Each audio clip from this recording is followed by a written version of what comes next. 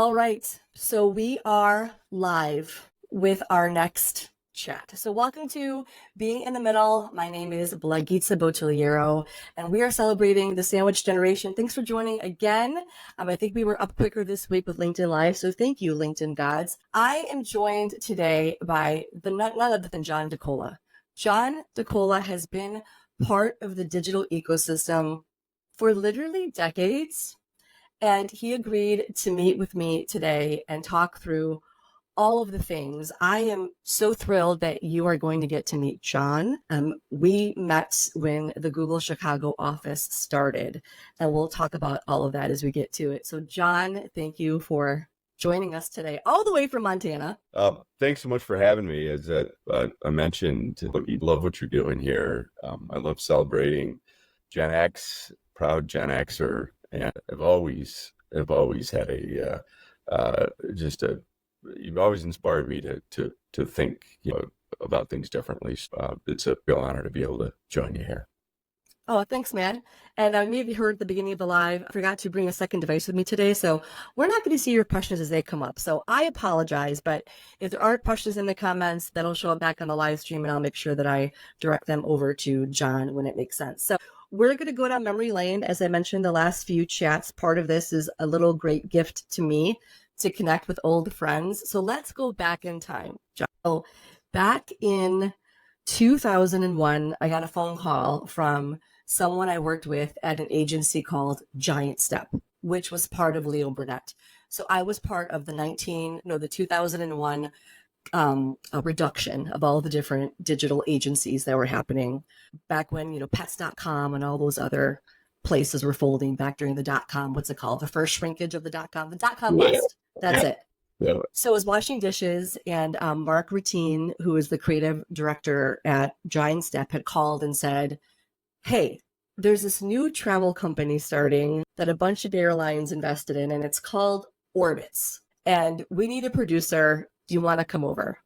I literally was washing dishes, and I thought, I do not know if I want to work with this internet thing. No joke, because my major was advertising, and I wanted to be a purist in ads. But I said, what the heck? And I took the gig because Giant Step was all digital. And I came over, and I started off helping with content creation and whatnot. But then all of a sudden, they needed me to do ad serving. For those of you who don't know, ad serving, those pop unders you loved so much, right here. And then I was introduced to you because you came over and you started the Chicago office of this place called Google. Mm-hmm. So let's walk through that. Let's walk through you starting the Google Chicago office and what your role was there at first. Sure. So, well, I guess, I had started my career. I started my career in consumer behavior research, working for a company called Leo Shapiro and Associates, and my boss then was Matthew Smith, and I really learned how to tell a story around data there, and that parlayed me into a career in selling print and advertising in magazines. And I worked for a guy by the name of Chris Schuba, and he owned a pretty well-known bar in Chicago called Schuba's, and I spent a good part of my Stop 20s. it. Yes, he and his brother. I did.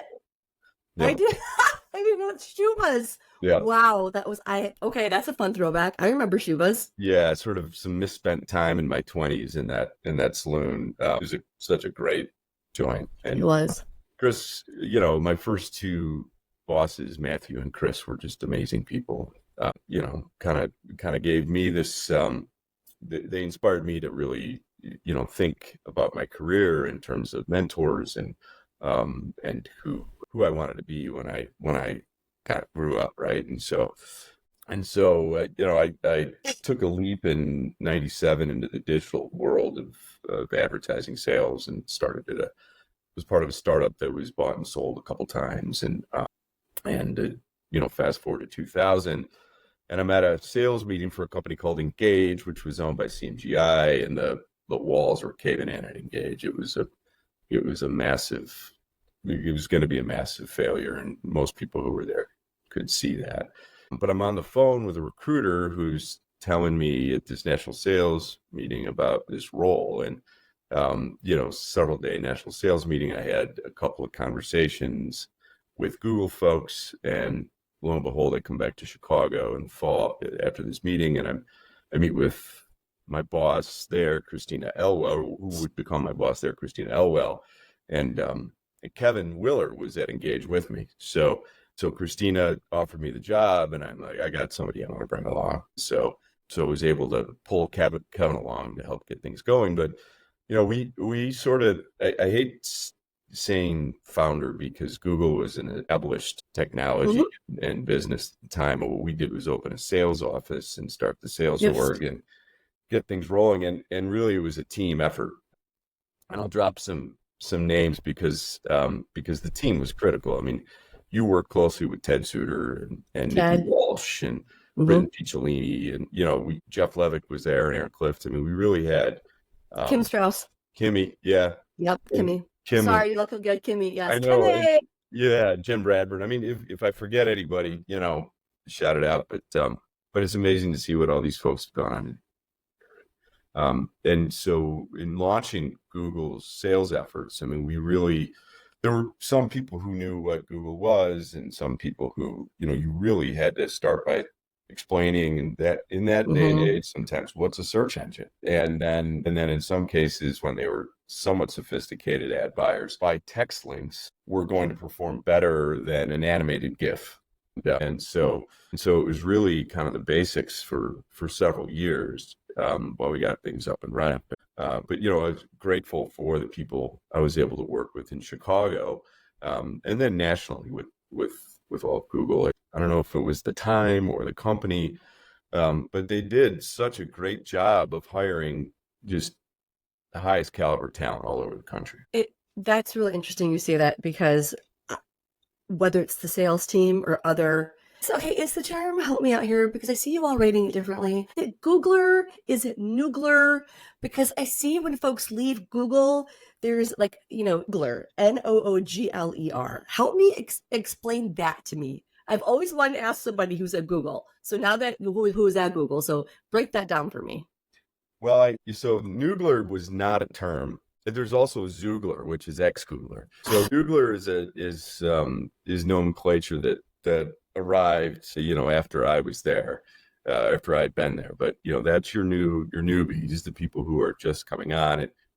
And Google always put a premium on onboarding, having people understand what's the culture, what's expected of you, how you navigate the company. I mean, orientation and onboarding was always a big deal. And they did a terrific job at it. Googlers, of course, are people who are currently employed at Google, and Zooglers are your ex-Google group. And there's a Slack channel and LinkedIn group and all sorts of stuff for everybody. Okay, so I thought, good. So thank you for, that check mark. I've always wanted to know what that meant. So you're at Google, and I remember that time too of this. I don't know if it was pure, but there was no playbook. So when I meet young people today who are about to finish college or start their digital career, or when I've guest lectured in whether it's Loyola or Northwestern or Western Michigan, students will get so excited that they want to start in the industry, and they'll say, well, I use XYZ platform, so I get digital, or I already use this social platform, or I use Pinterest. And I'll say, okay, well, how would you use analytics to tell me a story? For example, Google. And most of them don't know. And the reason why I would giggle is because back when I was starting out, we had no playbook. Google did not have free training as much as it had now. Understanding Google Analytics, upper topic, if anybody here uses the next generation of analytics for Google, drama. But everything we didn't have those playbooks. We just had to figure it out. Do you think that the newness of everything and figuring out, even at one point, Google Ads used to be called Google AdWords, and it was on a CPM, that means cost per thousand. I feel like everything was so new for everyone. Do you think that contributed to the culture and the time of just working in the space because it was so new to us all? Yeah, I mean, I think the first kind of digital media interruption was sort of a transition from traditional media like print and radio, newspaper, classified as a newspaper, to the online side. So, and so part of the excitement was like this was sort of like the green field on the other side of the river that you could see. And when you got in there, and you made that transition from, for me, it was selling print, but I think Kim Strauss came from Yellow Pages, and Kevin might have been in radio at some point in Yeah. time. You made this transition, and you were still selling media, but you were selling just sort of a different kind of media, and you were new and you were different. hmm You were kind of explaining what it was, and you were educating, at the same time. And that was, you were educating not only the buyers, but you were helping the buyers by educating, their bosses and their bosses' bosses. So if you're calling on an ad agency, you're talking, throughout. I remember having meetings where Rashad would take us in to talk took Tim Armstrong and I, who was at that time the VP of sales for Google, had a meeting set up with Rashad, and he said, I got something better for you than meeting with me. We're going to go talk to Jack and Renetta, who were Leo Burnett, folks. yeah, Leo Burnett. Rashad Tabakawala. Yeah. For those folks who are watching, Rashad Tabakawala, Tim Armstrong, who went to, did Tim go to AOL as well? Tim went to AOL, and he sold Okay. AOL to Verizon, and now he has Flowcode, which is a new pretty cool business he's run. Nice job, Tim. Good sell. So Renata was also at Leo Burnett. She was she a CD? Renata's post. Renetta was she was probably Media? EVP? CEO of North America. Thank you. I think. Yeah, that's it. Yeah. So so you were educating throughout the entire kind of food chain of decision makers, which was really exciting. But I think it also was great experience for folks. Yeah. Now let's I also like to just have some truth telling as well. It was exciting. It was Google. I forgot what moment in time I felt like things were hockey sticking. It was just bam, with your office, the team, and the business. Oh, you don't have to just disclose numbers, of course, but how were the revenue goals in terms of pressure from Google? Ask because the way that I know John, when I was at Orbitz, we paid for ads. So we bought advertising on Google, and they were very large invoices, like a lot of money. So how was that pressure at that time in terms of revenue goal by vertical? Because we were in that travel vertical. What was that like? And I also know that my boss at the time was a really good negotiator. It was good cop and bad cop. He was bad cop and I was good cop. We would instant message each other. When he was on calls with different partners, he'd IM me about what he was trying to strike deal wise, and I would sit in my chair like, don't tell me. And then Aaron Goldman used to IM me at the same time when he was talking to my boss. It was hilarious. But what was that like with revenue goals early on? Talking about Mike Stein. Mike Stein, yes. Steiner, yes. Yeah. He was a terrific negotiator. Give him a lot of credit for that. Tons, amazing. Yeah, I mean, I think carrying a sales goal and then an office goal was really hard, and especially when you're sort of evangelizing in addition to trying to close. You're thinking about the purchase funnel. People don't just hear about a product typically and then start giving money. It takes several months. To kind of move the needle. I think it was sort of in thinking about this conversation, I had some thoughts, where when the lead up to going public, the pressure, we were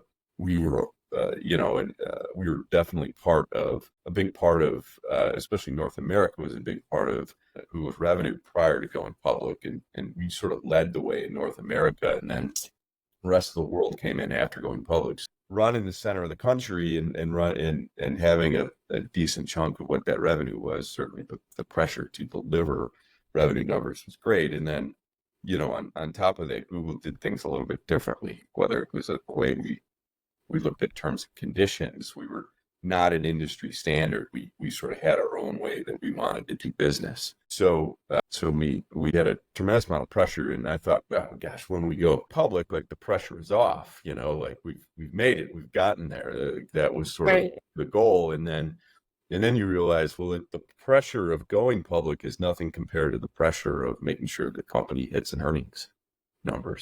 So I think, it was definitely significant. It was felt throughout the whole organization, but at the same time, you talk about the hockey stick. Our model was not necessarily to sell a big deal right away, but it was really sort of and Orbitz did this, and you guys were very good at this. It was sort of a test and then optimize and grow. And so, I feel like our first Orbitz deal was maybe 10% of what our second deal was, which was maybe, 30% of what our third deal was, which was maybe, 30% of what, our next deal was. You could watch the hockey stick grow just in working with different companies. And Orbitz was just one of many companies that was scaling like that at the same time. So whether it was working with, big retailers in the Midwest or some of the, you mentioned some of the resolution guys, the res media stuff, they got it early. Performix got it very early. Larkins, and Nick Beal and Stuart Franklin, those guys. So the agencies that really focused on search scaled at the same time. So our job was what was interesting was the first couple of years was evangelism and introducing what this platform was and what it could do, and then it turned into really kind of managing smart growth with existing clients. And the mousetrap was great. We knew how to sell, and we were good at selling, and we were trained very well, but we were better at servicing. I remember, and it wasn't just the Google team, but there was a point. So I was at Orbitz for 3 years, and there was a point towards the end because I decided to leave and go to France and just take a .com break and study French and come back on a boat. People started reaching out to me, whether it was dinners or lunches or industry events, and taking me into corners or on the side and literally saying to me, I want to thank you because the commission checks I got from Orbitz bought my house. Someone told me commission checks from Orbitz helped put their kids in school. I had story upon story of people walking up to me quietly, like that. And I was astounded. And I knew that the budgets were there, but I always think back to those times and certain people, you know who you are and you're welcome, how that, transpired. So you're at Google, the team's rocking, you're building this team, you're there for a while, it goes public, and then you decide to leave. So let's talk about when you left Google and what that journey was like, and then how that transition got you to, if you're just joining us now, John lives in Montana and he's been there for the last 9 years. So John, walk me through leaving Google, what you did, what you dabbled with. And I'm hoping, being the early team in the Chicago office, which helped, bring Google where they were, hopefully you all, had, a nice, gracious type of package of sorts to enable you to think about what you wanted to do next. What was that transition like for you? And what was the decision for what you dabbled in, what you played with, and leading to what you're doing now? Yeah, so when I started at Google, I was single, dating my now wife, and but living on my own, and had the ability to make Google my purpose, my priority in life, and so that was a big part of my ability to really focus there and just having that freedom. But by the time over 7 years later, by the time I was leaving Google, we had 3 kids, we have 4 now, and just life was different, and there was this calling from my wife that and my family. I mean, I remember my oldest saying that Daddy lives at Google, and so it didn't feel right, but it was it was it was kind of who I was at the time, and just talking with Bex about what we wanted out of life, and I just sort of said, all right, well, I'm lucky, like we you're right, we had the right package of ownership in the business that I was able to exit the business and not have the kind of worries that I think a lot of people have in terms of Mm-hmm. how am I gonna pay for my life day to day going forward. So kind of did it a little over 7 years after starting there, um, and I'll say, like, that was hard. That was one of the, if not, that was one of the hardest things I'd ever done. Not, I mean, leaving was very hard because it was such an identity, for me and for everybody who was there. But then, living with my family in the Chicago suburbs and not getting up and going downtown, and the end of that routine became really challenging. And it took me several years really to kind of figure out what the next step was. And I tried going back into sales after taking some time off, and uh, I tried looking at some different things, and at the end of the day, like, I ended up going back to startups and had connected with somebody not long after leaving Google, and had been advising them, and eventually joined their board, and that kind of launched me into really a career of angel investing, or second career, I should say, of angel investing, mentoring, consulting, which is really in a lot of ways being a soundboard in the way I do it. And then what brought you to the decision to leave Illinois and go to Montana? Yeah. I've always known, before you answer that, well, I since I've known you, even I remember, Ted with his bow ties and you with your suits. Whenever we had lunches, we had a lot of lunches. We liked sushi. Let's just be real. If anyone from Chicago is watching this and knows Sushi Wabi on Randolph Street, I think I was there once a week. But you had king back then. You always seemed like, because your last name is also DiCola, which I'm assuming is Italian. Yeah. Italian. Okay, my husband. Oh, Sicilian. I'm sorry. Oh, that's huge. Well, so my husband Michael, he knows Italian. He's from Naples, and I remember talking to you, and it was interesting because you're DiCola, Chicago, but you always seemed such a lover of the outdoors. And I remember just thinking how interesting that was for me, because you had this suit. We were talking about Google and sales, but you then, when you shifted talking about outside fishing, it was different, and I found that so interesting, and that always drew me to wanting to have those lunches with you, because I always felt like I got to know more of your life right now. Yeah. Well, I appreciate that comment about having lunch. We definitely. I remember. I remember taking you and Mike out to lunch at Sushi Wabi, and you had been there the day before, maybe with the Alta Vista guys or with somebody else. So Beck and I, one of the things we share in common is a love for being outdoors, and we kind of always daydreamed about, like, well, what would it be like to raise our kids in a place, that was in the mountains or near the mountains, and we lived in the suburbs of Chicago, post Google for a lot of years, and kind of daydreamed about it, and really it kind of came to my daughter going into 8th grade, and this realization that we had this waterfall of 3 other kids after her, and by the time they were done with high school, we weren't going to be of the age to really get after the outdoor activities that we loved in the mountains. So we sort of needed to go and do it. And so, it was sort of that impetus that made us pick up everything from the north suburbs in Chicago and leave. And it wasn't really anything to do with Chicago or Illinois. Right. I love Chicago. I still have 2 businesses there, and I'm back. My father is still alive, and I'm back in Chicago 6-7 times a year at least, and always try and get into the city and enjoy the city, in addition to spending time with my dad. But I kind of like, I kind of talk about it a little bit like my daughter, my oldest daughter, who went kicking and screaming to Montana because she was going in 8th grade and we were dragging her away from friends. Yeah. She used to like to say that my dad, in the midst of his midlife crisis, got a tattoo and then moved his whole family to Montana. And maybe it was. I mean, maybe it was sort of this, like, this realization. What's this next step going to be for us? And we wanted to go and do something different.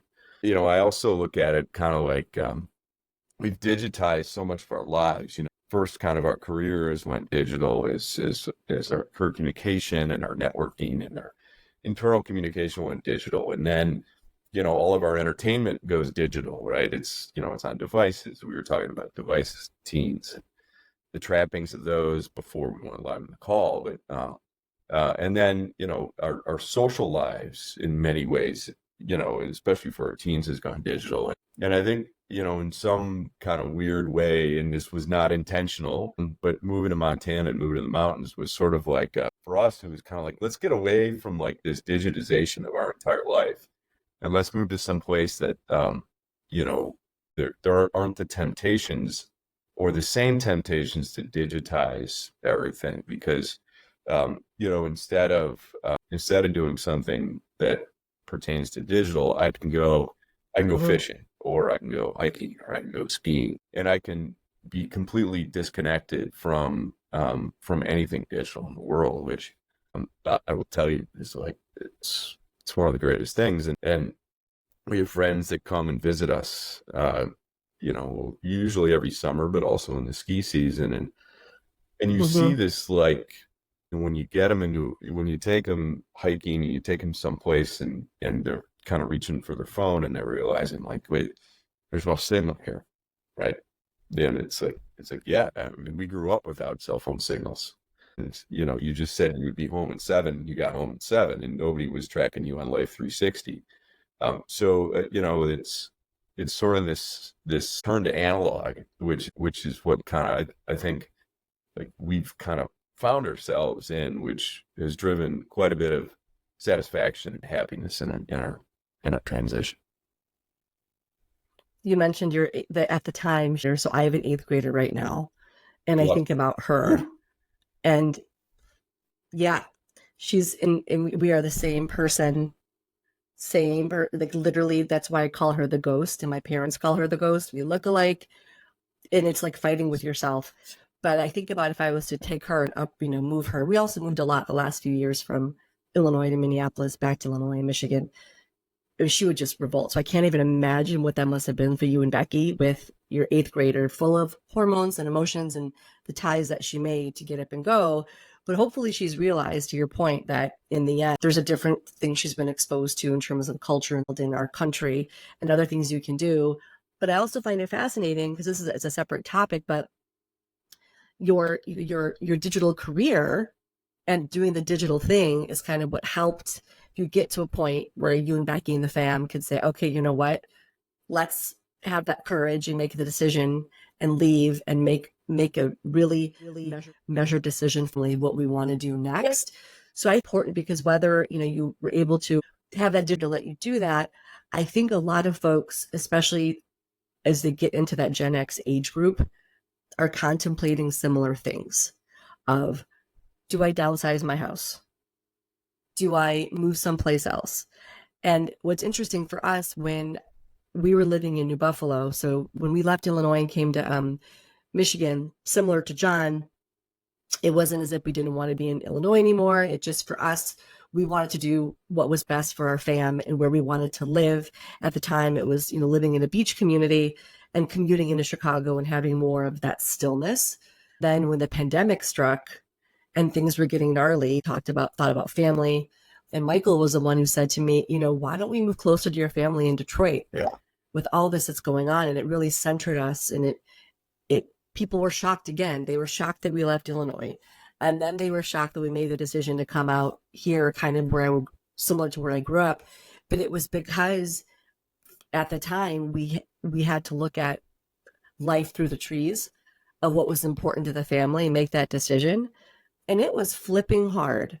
Just as it was hard for, your daughter to make that transition, it was hard for us to make those transitions. And it wasn't easy. It was not easy at all, even to just hop across the state. How long do you think it took your family to transition and accept that life? Yeah. Well, I can tell you the attitude we took with it, which was, life's an adventure. And, the more you challenge yourself, the greater the potential reward can be. And we were well aware that we could move to Bozeman and things could go sideways. We're lucky. We felt like, well, we could always, Chicago's about as good of a fallback as we thought we could have. I mean, it was so we had family there and friends, but we really felt like if we didn't try something different, if we didn't take an adventure, our life would be less fulfilling and less enriched by and really we recognized that there were going to be challenges. Certainly moving kids, as you've experienced, is a challenge because they have to start over and you have to be there for them as they're starting over. My daughter, when she started her first day of 8th grade and knew nobody at this school and we were walking distance from the school, I told her, I would walk her to the school, and we walked and we got about 2 blocks from the school, and she looked at me and she said, "Meet me here when you pick me up from school." So we could barely see the school, and she didn't want her dad walking there any further. So I met her there, and for about a week, I was meeting her there, and then she had my wife Becky tell me the dad doesn't need to pick me up from school anymore.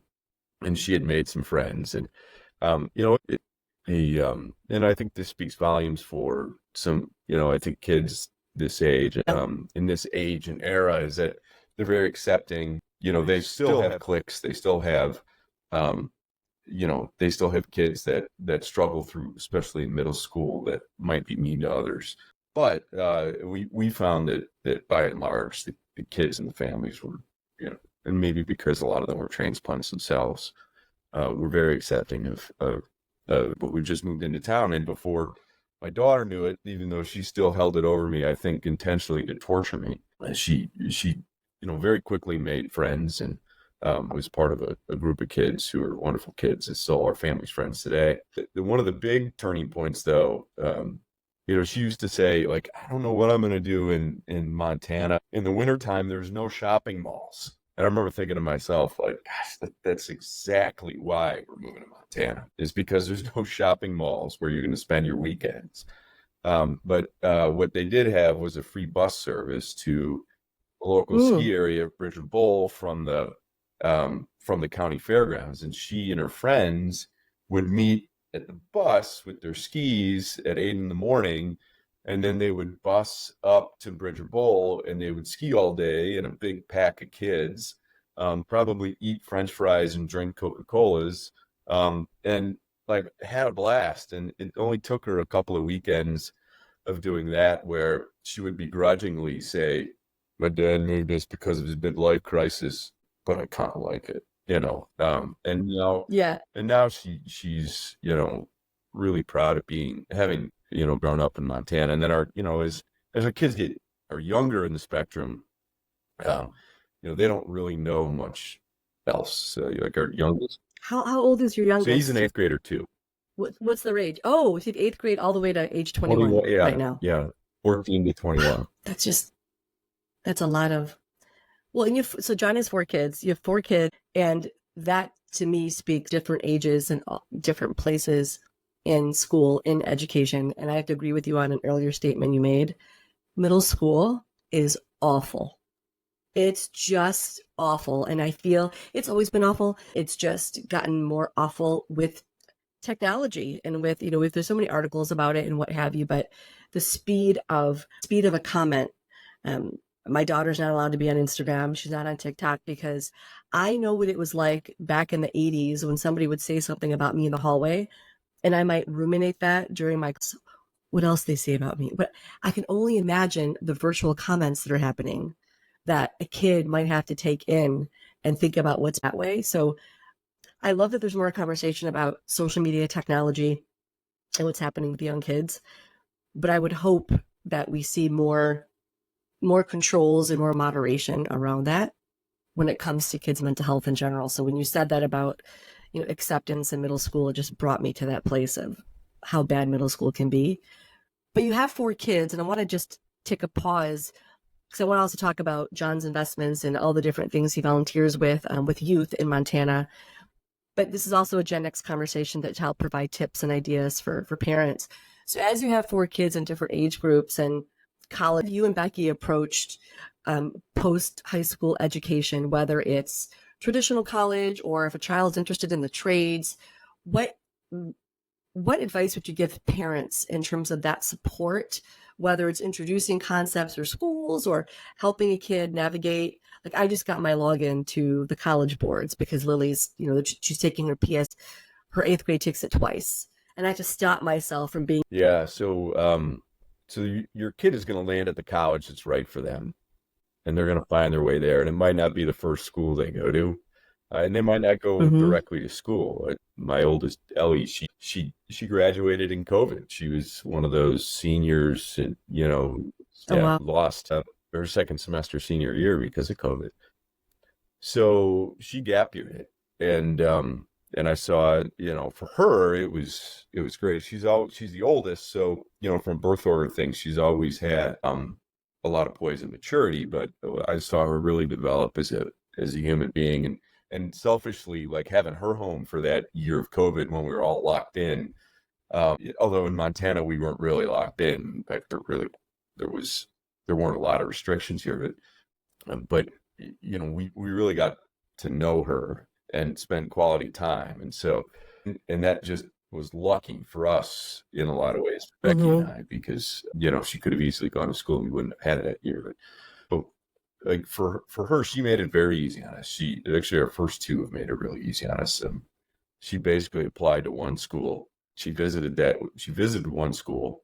She loved that one school. She wanted to go there, and she kind of threw a couple of applications into places, but nothing was serious, and there wasn't any drama. And our second has been, he's certainly given us the second born stereotypical drama, especially as we talked about in middle school and high school. But at the same time, like, he really knows what he wants to do, and has found his path, which is a little less traditional. He's going to study in Europe for a year, the program at University of Utah that allows him to spend his freshman year in Europe.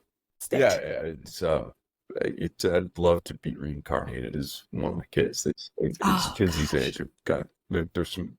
It's hard. It's real. I don't want to belittle being a kid these days. Like, we talk about social media and a lot of pressure is like, and the news of the world and the way it gets poured on the kids these days is and coming in with a bent, with an opinion, versus the Dan Rathers and the Tom Brokaw's reporting is very different, and I think very stressful for them. Yes. So I got this advice from a buddy of mine when we were starting the process. He said, "Don't worry about your kids; they're going to figure it out. They'll find their school, and it's not your decision to stress about. So don't own it, because you shouldn't own it. It's theirs. Then it'll be easier if you're there as a sounding board for them versus trying to drive the decision. And it's really hard as a parent, because you love them, you want what's best for them, and you have your own vision for where they want to go, and they have a vision for where they want to go." And I think my issue and challenge is always going to be so my parents, I'm first generation, so every generation you want your kids to do better than you. And I know what limits my parents had in terms of time during that college process, because they were working so much, and it was literally all on me. Everything was on me. They weren't involved in anything. It was, okay, where do you want to go? Oh, you got a scholarship someplace, great, go there. And I know that because I'm data driven with research. I have to help when my daughter expresses interest in a program or the other. You mentioned, Europe. I have a couple of friends. Germany has some phenomenal programs. There's programs and there's programs that I never would have considered when I was, growing up. So that's helpful advice in terms of what you are going through with your child. Will find what makes sense for them. As we evolve into your career now with all these different companies, you are advising, you are mentoring, you are investing, you're a busy guy. And on top of all of that, I know that you're also a nonprofit board. So talk to me about this part of your career, because part of being Generation X and why these conversations started is to also help someone what next phase of their life is, discover what they enjoy doing. And it seems to have really found a way to discover how you contribute to where you live, contribute to society. How did that? Yeah, yeah. So, I guess the notion of being involved in your community was something that I picked up from my parents, who were very involved beyond just raising a kid in the community we grew up in, and volunteer work, and whether it be Where did you grow in up? Northfield, Illinois. Northfield. Okay, got it. All Yeah, right. I'm a proud 1988 graduate of New Trier High School. So I was just back He loves that. last week in on the North Shore of Chicago, and I drove by the Home Alone house because some friends live in Yeah. that neighborhood, and I drove by the Planes, Trains, and Automobile house, and Planes, Trains, and Automobiles house because friends lives in that neighborhood. So yeah, And do you know that John Hughes grew up first where I live in my no, I town? didn't know that. So John Hughes, so where I live in this area of Detroit, next to Detroit. It's very reminiscent. It kind of looks like the North Shore with the trees and the houses. So he grew up here until he was 12, and then he had moved out to the North Shore. So it's wild, just the trees and the houses when you think about the North Shore. And by the way, I can see comments, and Aaron Goldman just commented, "Go Trebs." There you are. You're doing Yeah, now. so that kind of drove a curiosity, and then while I was still working in the city, I came across this group called Springboard in Chicago, and it was started by Maybe and some other people in there. Doug's vision for that was that pooled giving by a group of people who might give between 5 and 10 or 20 or 25,000 annually to different groups. If you pull it together and then provide additional resources on top, and almost look at philanthropic giving as venture investing, you can help organizations that are young or have new initiatives that they want to take on, and look at it from like a venture standpoint, and give to them for 5 years, and then help them through different struggles, whether it's through professional connections, political connections, whatever the group might be. And so that Springboard group was sort of my initial kind of foray into philanthropy and philanthropic endeavors. And then when we moved to Montana, Bozeman, Montana is like the land of not-for-profits. I think there's like two non-for-profits for every person who lives here, and it runs the gamut from environment to local and community. And I knew with my time working in Springboard, or working with giving through Springboard, that I was interested in community. It was a great way to meet people, and it's a great way to, I think it's an investment in an investment in a community like that is almost like an investment in your home and your family, because as the community has more resources, everybody else is happier, and really your home value goes up. So I don't want to be, so yeah, and I don't want to sound too crass, when I say that, but I think there really is No, but I think it's the reality. I mean, what you're talking about to me seems pretty logical. It's similar to when if you shop. Back when I was living in Oak Park, Illinois, I had this initiative for a while called 68 Cents to support small business, shopping and whatnot. Because at the time, there was a study that said for every dollar you spend in your community, 68 cents goes back to your community, especially if you shop at a small business versus like a Target, for example. And so what you're talking about is along the same vein of, if you shop local, you live local, the money stays in the community, helps everybody, helps everyone prosper. So I think that's spot on. And I think it's the reality of our economy today. You want your home value to continue. I mean, the way that prices are going right now is kind of gnarly across the country, especially for first-time home buyers, but that's another chat. So with Springboard, you're contributing, you're giving back, and you're, now part of the thread of the community, and you're still really active within the startup space, the technology space.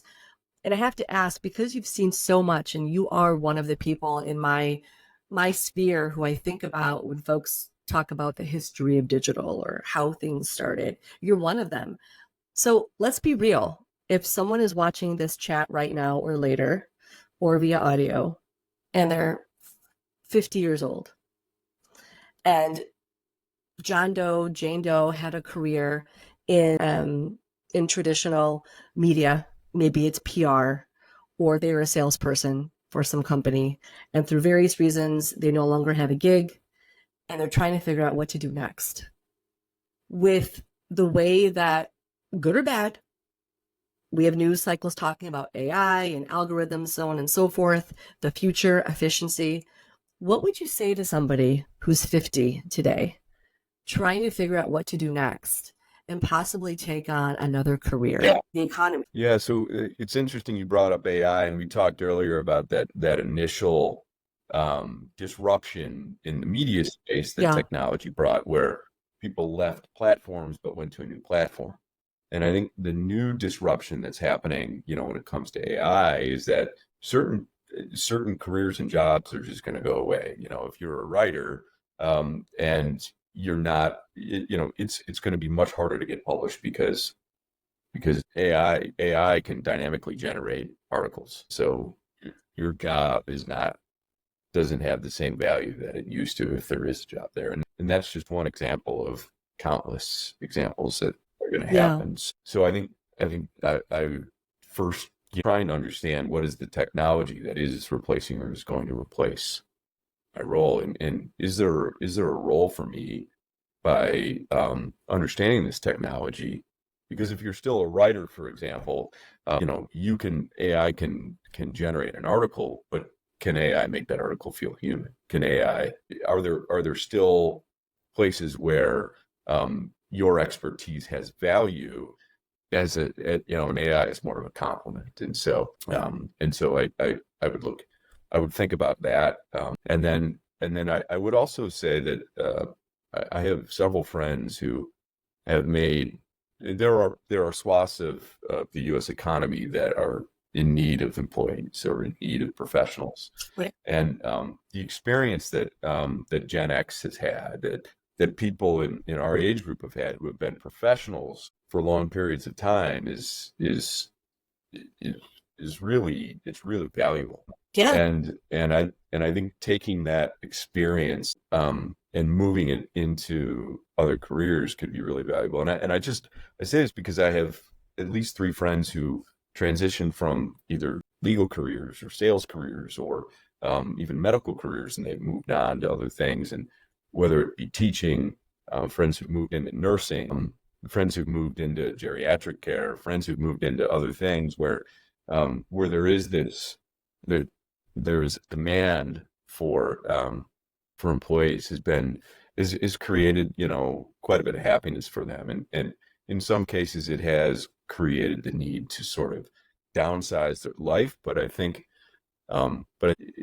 there's a little bit of, like, what I've noticed from them is there's a relief. If you're 50 years old and you've been in your career 25 years, it's a job. I mean, even if it's something that you initially loved, waking up in the morning and you're going, my God, I need my cup of coffee and maybe something else to get me to the office today. But what I've found is a lot of them really, it's like they're invigorated in a way that they probably hadn't been in 15 years to take on these new careers. I think, I almost look at it like, I know a lot of people today are living in households that have dual incomes, but when I was raised in a single income household, my father and my mom stayed home and raised the kids, which was sort of like the traditional life before. And then once my younger siblings were in high school, my mom was like, what am I going to do? And so she had a career in education prior to getting married and starting to have kids. And she, instead of going back in education, she went into the book business, and she found that to be incredibly rewarding, and spent 20 years in an independent bookstore as a seller and a buyer of books, and had an unbelievable experience doing that. So I think, I think it's kind of along the same lines of like a leap of faith. Like, we moved to Montana, there is the chance that it's going to fail, but what do you have to lose in some cases, and why not why not embrace the challenge and the adventure, especially knowing, and I think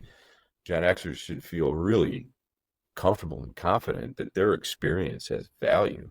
In fact, like when I look at like the companies that I've worked with that have been most successful, it has a mix of age ranges and experience ranges, or generational ranges and experience ranges, because Yeah. every generation brings something different to the table. And I think you sort of need the DNA from all of those different experiences in order to have well-rounded, successful businesses that make good decisions.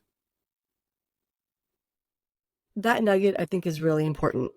I agree. And on one end, I do think that Gen X thinks and knows they have the chops to do the thing, the current thing, and maybe the next thing.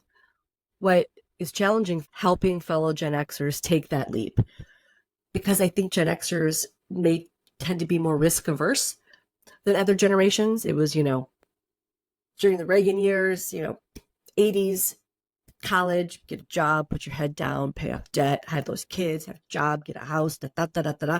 And I feel like we did it all. We did it. Yep. Yes, sir, no, ma'am. And we just kind of kept it low and chill. But now there has to be a phase two.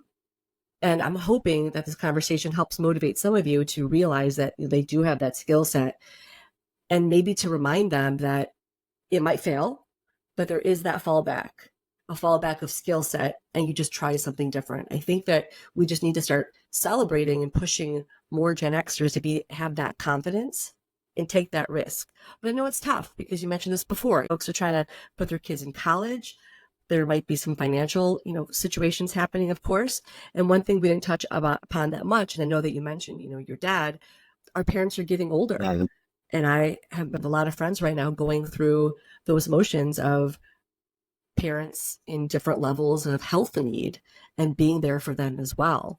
So it's a lot to keep track of. But I think it's a good reminder to take that leap of faith, whether it's moving to a new place or trying a different career, and be proud of the accomplishments. To your point, I know people who've been lawyers, teachers for so many years, who could do circles around new teachers finishing school, but that confidence isn't there. And I don't know, do you wonder if there's so much, you mentioned media, I'm with you. We are a Peter family. We'd go between Peter Jennings and then Hugh Downs and Barbara on Friday nights. But because of so the media around the sexiness of the influencers, the sexiness of TikTok, the sex of AI, I wonder if that's demotivating Gen X of, well, that sounds too sexy. I can't do that. It's not my bag. I don't want to be, talking about Stanley Cups all day or the recipe I'm making with cottage cheese. That there's a fear there because of what people are. Gosh, there's a lot in that. B. So yeah, I think we, when you look at like who our parents were and we were first generation. My father was the first person in his family to get a college degree, and he only did it by joining the Army and getting the GI Bill to pay for it. Mm-hmm. So we're the children of a generation before that either lived through the tail end of the Depression in World War II, and and so they were frugal savers, and they were not risk takers like the baby boomers necessarily were. They really put their head down and they worked hard, and I think a lot of that rubbed off on work ethic. It's for me, definitely, having watched my dad work so hard, I imitated that. I mimicked, and because that's what I learned, and that's what I thought work was put your head down, and just get the work done that you're asked to get done, and say yes to everything. And so I can see how that if you're worried about paying for college, you have your parents and the cost of taking care of your folks, which is not easy in a lot of cases. It's a pretty big burden, in addition to like your own retirement, and you probably still have a mortgage. Like, yeah, that's a lot. And this notion of like, am I getting aged out of the workforce is got to be scary. But I think there are I think there like places where you can go where you work. I think, like I said before, there's roles, there's need in education, there's need in healthcare, and there you can unpack a lot of other categories where there's need. Now, I don't know that the compensation is going to match to what you had before, and that's a problem. Hopefully, for folks who are listening, there's enough savings to bridge the gap on that. But there definitely is. There definitely are setting careers and opportunities there, and some of it might end up being somewhat of a humble pie. But what I can tell you is my friends who've made those transitions, they're happier. They're way happier now. And if they had to downsize their house or move to another suburb so that they could make the ends meet, they're still happier because they don't have this monkey on their shoulder that's telling that, that's like this massive mortgage and everything else that's weighing them down. And thanks for, going over time with me, because I think it's important that we talk about the reality of what people are going through, but that there is a possible other side. And it may not be bells and happy roses right away, but there is a potential path. So thank you for even sharing, how you all made that transition, but even friends that you have in the experiences they're going through with the transition. So we're at time, John, and I'd love to share with folks who are watching now or even later. Is there, a web address or any URL that you got? Okay. Well, thank you. I mean, it's like awesome to catch up and talk to you, and For honored sure. and flattered, Awesome. to be part of this conversation. So I have three businesses that I'm really involved with on a board level, investment level that are first is AeroPay, Chicago-based business. It's point-to-point payments, merchant to consumer, business to business. Look us up, AeroPay. You can Google search on us, you'll find us right away. Savvy AI is a machine learning AI solution that helps small teams and businesses who don't necessarily have data scientists, data engineers, still deploy AI into their tech stack, and it can. Smart. Yeah, and it's a great solution. Check it out, savvy.ai. And then FanUp is still can't get media completely out of my life. FanUp is it's a text and QR code based event promotion business, and we have quite a bit of back-end technology that allows people to run sweepstakes and giveaways at events, and do it all through an online dashboard. A lot of best practices built into the technology. I'm involved, like you said, giving back to the community. I just turned out of a 6-year board service on a great organization in Montana called Big Sky Youth Empowerment, BYEP. We work with about 150 youth who have some sort of risk factor or multiple risk factors.